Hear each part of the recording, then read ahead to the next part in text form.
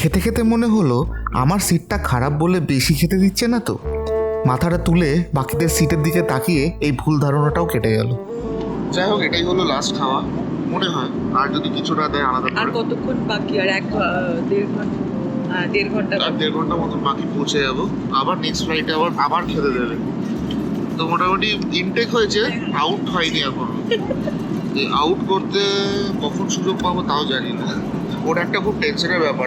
যাই হোক, আমরা 12 ঘন্টাটা কাটিয়ে দিলাম।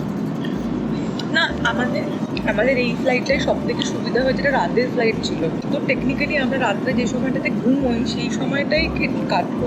ঘুমিয়ে কেটে গেছে। হ্যাঁ, একটা স্ট্রেচ হয়তো খুব বেশিক্ষণ ঘুমোতে পারিনি, ভাঙা হলো, সবাই ঘুমিয়েছে। চলো, আজকে চতুর্থীতে পা রেখে দিলাম, তৃতীয়ায় বেরিয়েছি। পৌঁছাতে পৌঁছাতে পঞ্চমী।